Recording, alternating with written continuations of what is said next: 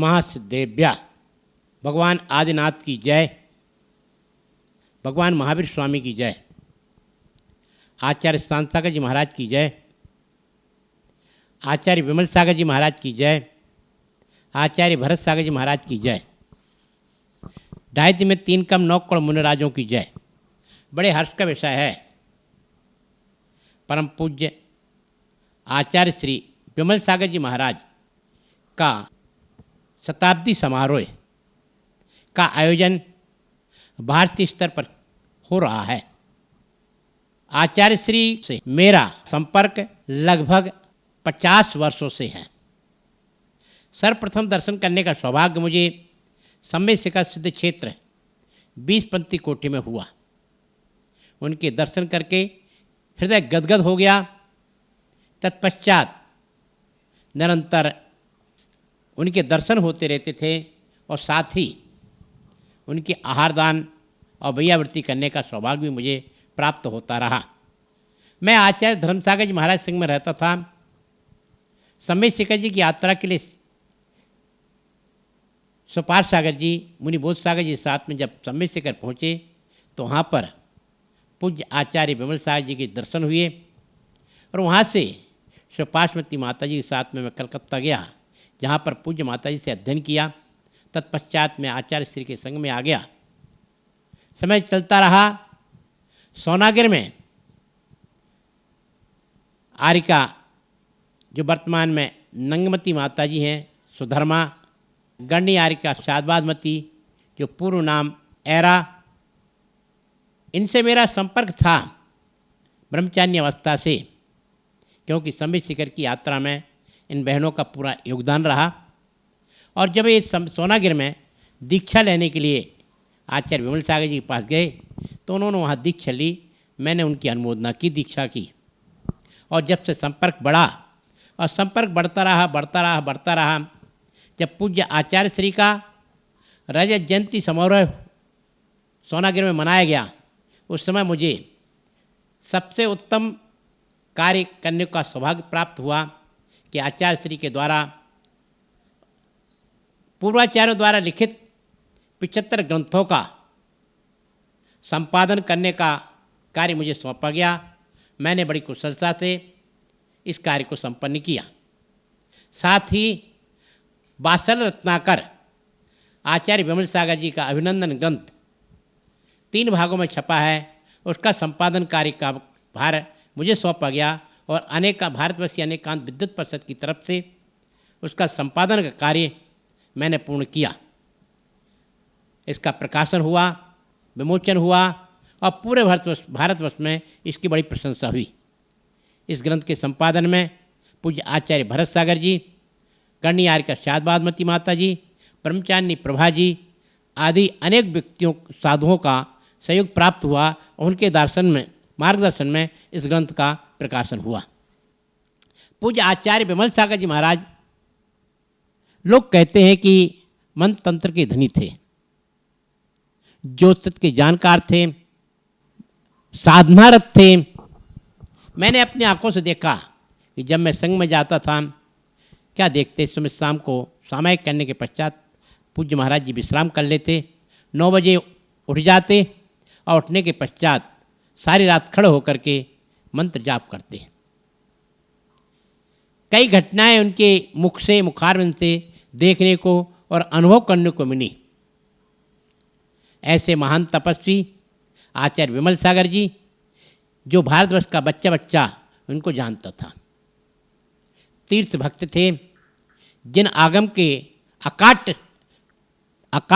विद्वान थे, तर्कणाशील, वो आचार्य विमल सागर जी मुरैना विद्यालय में पंडित मक्खनलाल जी शास्त्री से पढ़े हुए थे और आगम के ठोस विद्वान थे।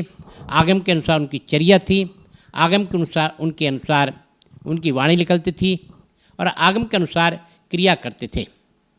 मेरा सौभाग्य रहा उनके साथ में सानिध्य में कई बार बड़े बड़े विधान, जैसे सिद्ध चक्र विधान, अष्टांग का विधान कराने का सौभाग्य प्राप्त हुआ और कई बार प्रतिष्ठाएं कराने का भी सौभाग्य मुझे प्राप्त हुआ। पंचकर्णा प्रतिष्ठा कराने का सौभाग्य भी मुझे प्राप्त हुआ। आचार्य श्री बड़े सरल, हृदय स्पर्शी, वात्सल्य से भरे पूरे, कोई भी जाता, छोटा या बड़ा, किसी प्रकार का कोई भेदभाव नहीं था उनके जीवन में। ऐसे महान तपस्वी, उनका जीवन सादगीपूर्ण रहा। तीर्थों की वंदना, भगवान का अभिषेक देखना, स्वाध्याय, उनकी चर्या एक अलौकिक चर्या थी। कई लोग उनकी निंदा भी करते थे, पर वो किसी के ऊपर किसी प्रकार का मन में मैल भाव नहीं रखते थे। ऐसे महान साधक आचार्य विमल सागर जी, युगों युगों तक जिनका नाम आज भी स्मरणीय है, ऐसे महान साधक, महान तपस्वी, एक जीवन आदर्श जिनका था। निरंतर आचार्यों ने कहा, विषयाशावशासितो निरारंभो परिग्रह ज्ञान धान तपरक्ता तपस्वी सा प्रशस्यते। जैसे आचार्यों ने साधुओं की चर्या बतलाई, उसी प्रकार उनकी चर्या थी।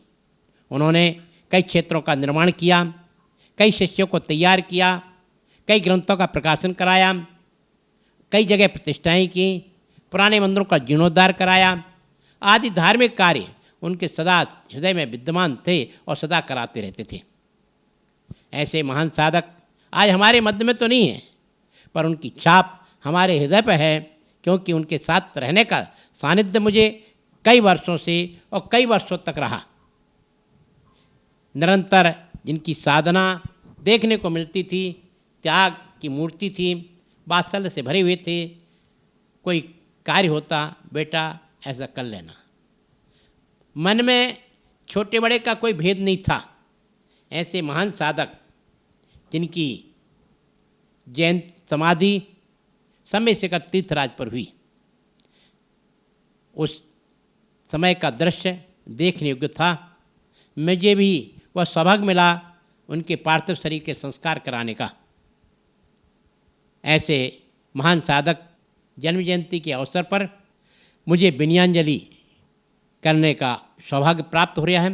पूरी वात्सल रत्नाकर कमेटी जो इस कार्य को कर रही है, वो सभी धन्यवाद के पात्र हैं। भाई आर के जैन, सकरचंद जी पहाड़िया, सुरेश जी झांझरी आदि अनेक व्यक्ति इस कार्य में लगे हुए हैं और इस कार्य को पूर्ण करने के लिए बड़े विशाल रूप पर एक अनुष्ठान किया जा रहा है समय शिखर तीर्थराज पर 3 दिन का, जहाँ पर पूज्य आचार्य श्री की जयंती बड़े धूमधाम के साथ मनाई जाएगी। ऐसे महान अवसर पर मैं सभी कार्यकर्ताओं को बहुत बहुत आशीष देता हूँ कि आप निरंतर गुरुओं की सेवा करते रहें।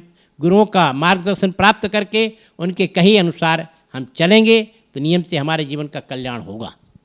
आचार्य श्री का जीवन खुली किताब की तरह था। जो व्यक्ति उनके पास जाता, अपने दुखड़े रोता, अपने दुख सुख की बात करता, आचार्य श्री मुस्कुराते हुए उनको आशीर्वाद देते, घर भेज देते और उसका कार्य सिद्ध हो जाता था।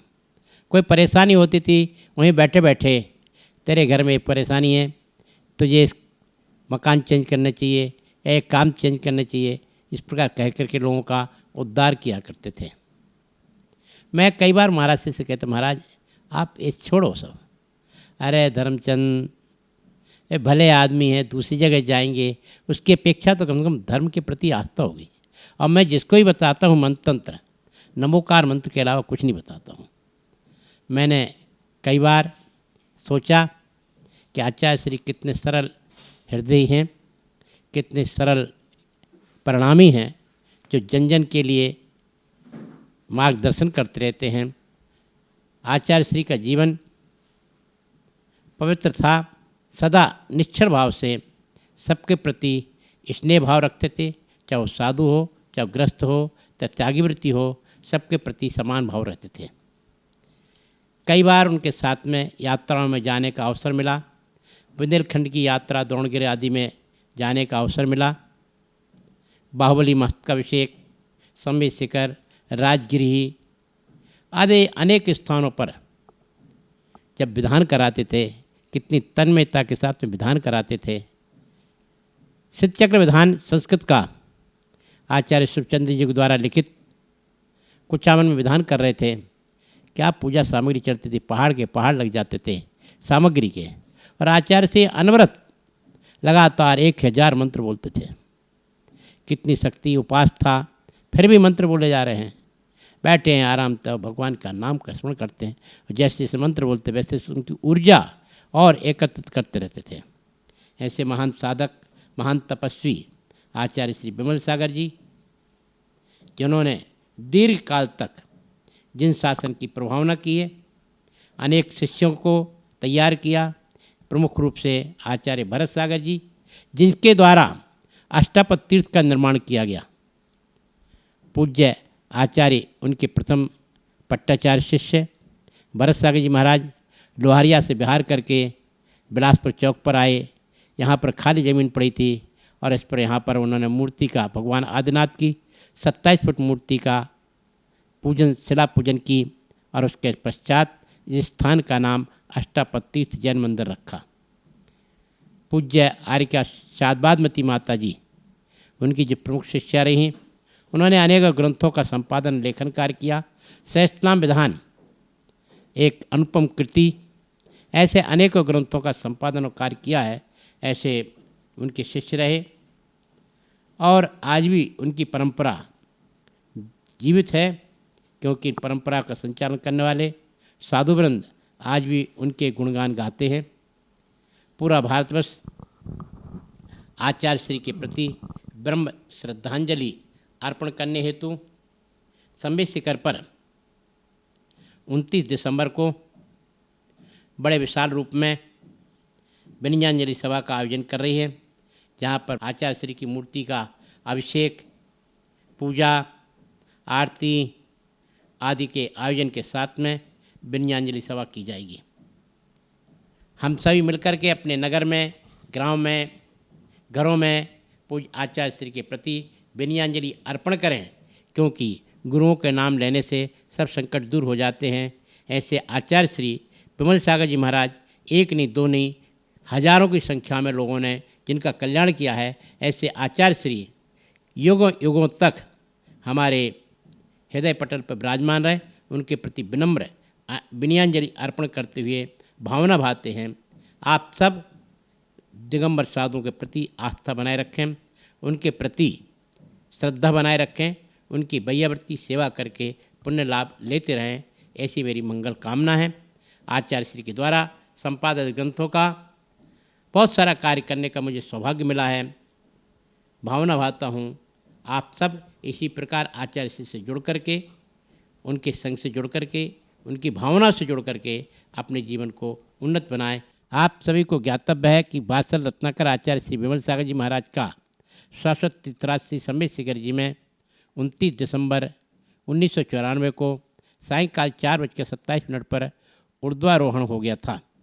मेरा आप सभी से निवेदन है कि आप रविवार 29 दिसंबर 2019 को आचार्य श्री के ऊर्ध्वारोहण महोत्सव के उपलक्ष्य में अपने अपने नगर, अपने शहर, अपने मंदिर, अपने गांव, अपने घर में अवश्य आचार्य श्री की पूजा अर्चना करें, आचार्य श्री का विधान करें, आरती करें एवं 29 दिसंबर 2019 को सायंकाल 4:27 पर नमोकार का पाठ कर आचार्य श्री को श्रद्धांजलि एवं विनयाञ्जलि जरूर अर्पण करें, जरूर अर्पण करें, जरूर अर्पण करें।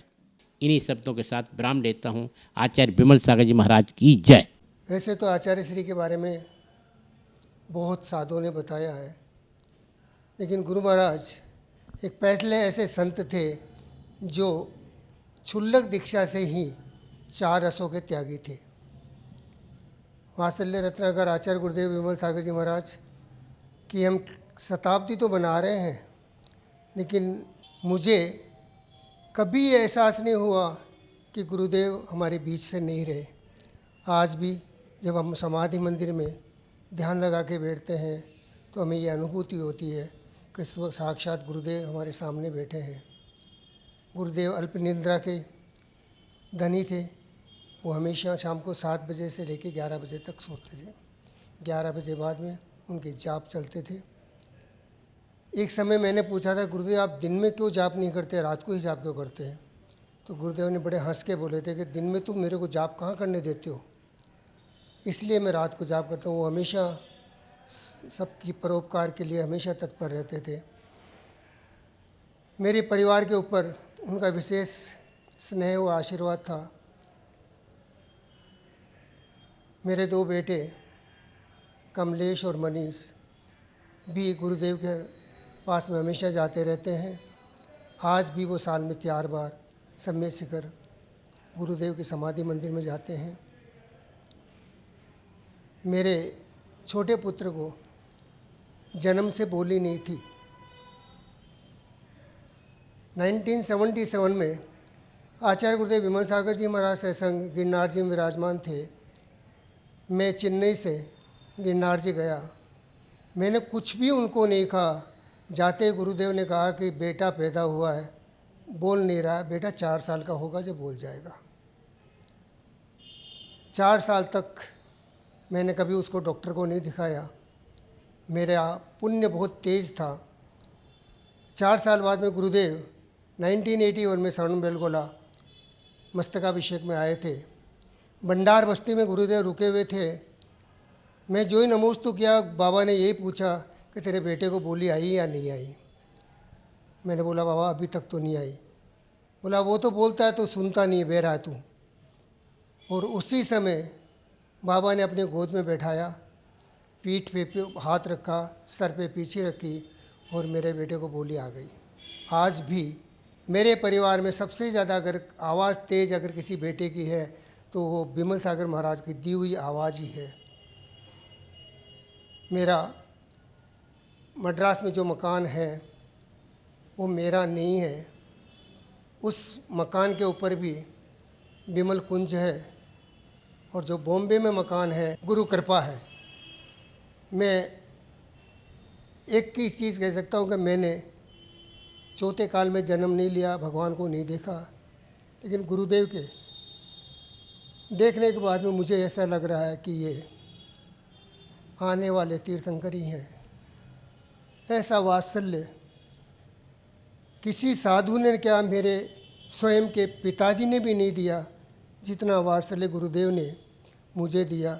जब भी मैं जाता था बहुत कुछ सोच के जाता था कि ये पूछना है, ये पूछना है, ये पूछना है, लेकिन जाया नमोस्तु किया। जब उन्होंने पीठ पे हाथ रख के बोलता बेटा आ गया, मेरे सारे कष्ट दूर हो जाते थे। गुरुदेव आज भी मैं समाधि मंदिर में घंटों बैठा रहता हूँ, मुझे शांति है।